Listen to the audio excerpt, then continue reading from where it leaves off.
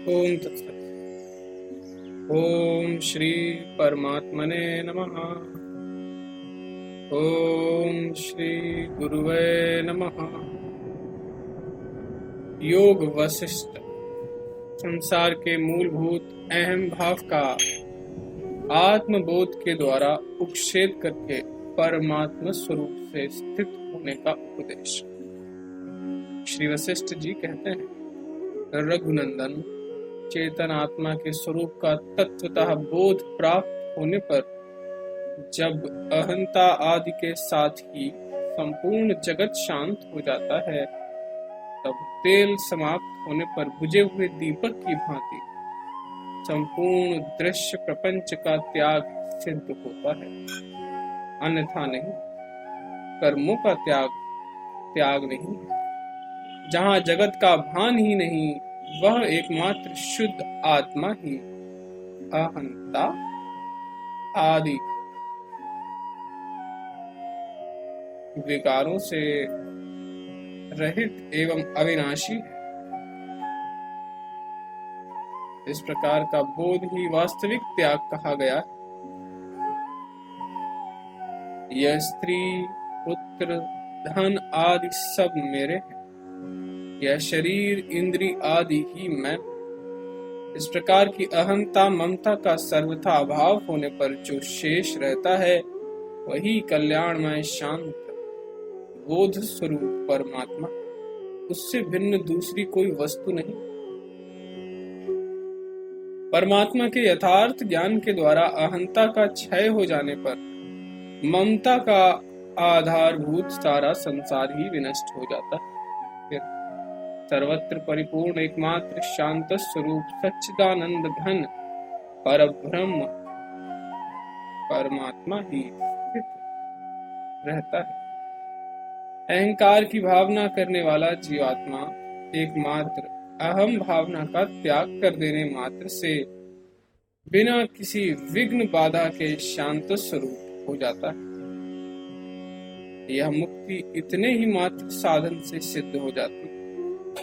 तब फिर संसार में भटक कर व्यर्थ कष्ट क्यों उठाया जाए।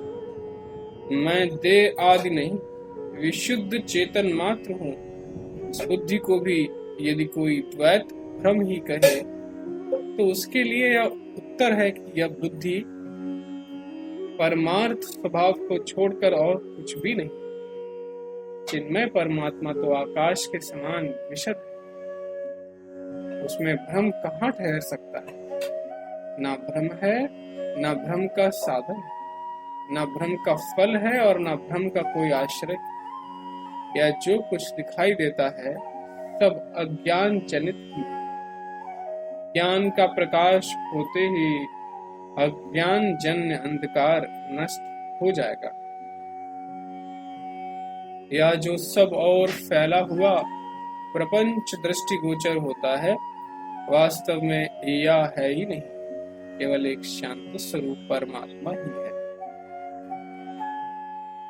जो अपने अंदर की मनोवृत्ति को जीत रहा है या जीत चुका है, वही विवेक का पात्र है और उसे ही पुरुष कहते हैं, क्योंकि उसी ने पुरुषार्थ करके अपना जीवन सफल किया है।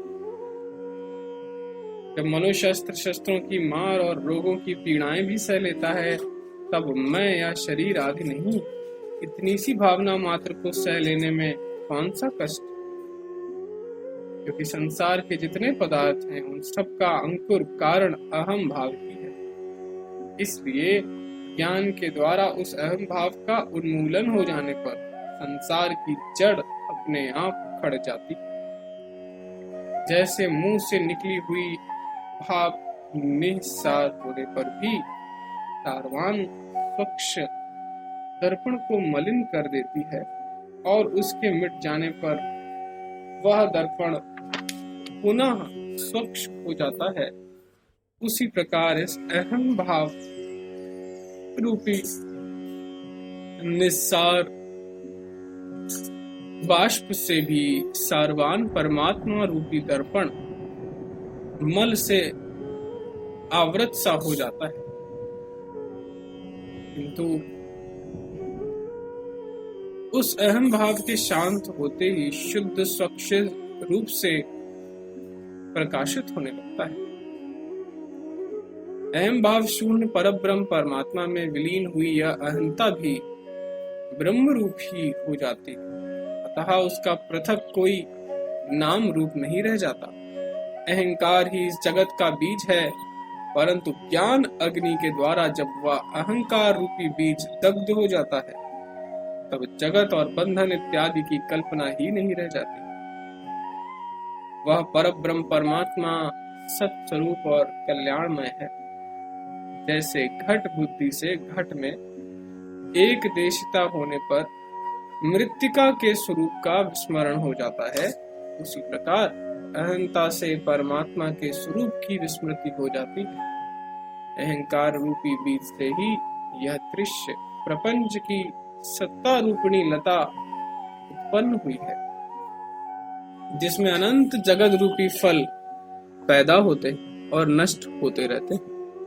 नित्य परमात्म तत्व के ज्ञान से जब अहंकार को सर्वथा नष्ट कर दिया जाता है, तब यह संसार रूपिणी मृत तृष्णा सर्वथा शांत हो जाती है। निष्पाप रघुनंदन, इसी दूसरे सहायक साधकों के बिना ही अपने प्रयत्न मात्र से सिद्ध होने वाली अहम भाव की निवृत्ति के सिवा मुझे दूसरा कोई कल्याणकारी साधन ही नहीं दिखाई देता। ओम तत्सत। ओम तत्सत। ओम तत्सत।